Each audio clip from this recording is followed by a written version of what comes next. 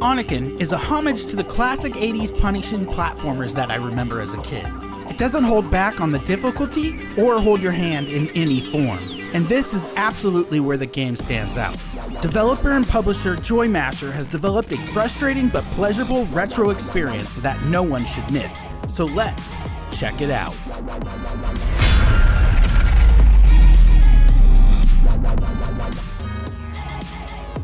Global war has nearly destroyed the human race. It's a complete post-apocalyptic future, but not all is lost because a small resistance is formed led by General Zhukov, who recruits Zaku, a legendary ninja, to take on the robotic forces.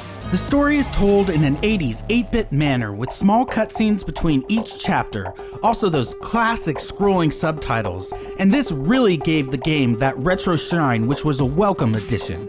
On top of that, the story itself felt like it was ripped right out of the 80s, and I loved every moment of it.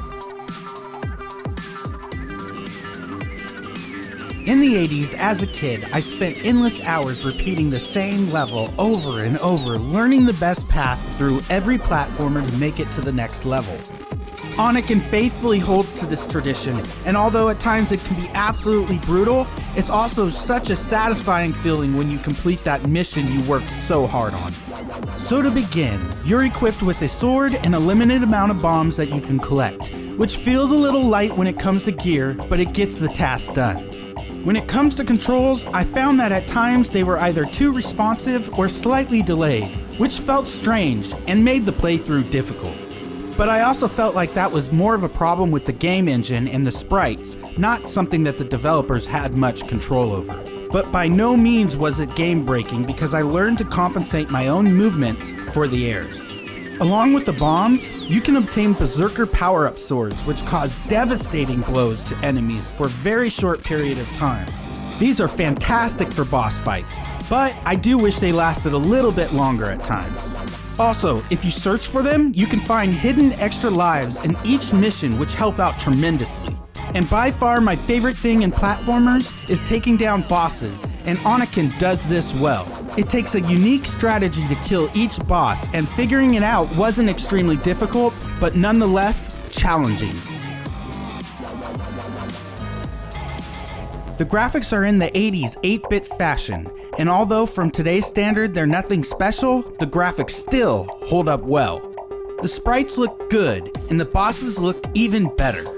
I wasn't too impressed with the background though, and I thought it was a little plain, but to be fair, there's only so much you can do with retro graphics. On the other hand, the level design was spectacular and fun to run through.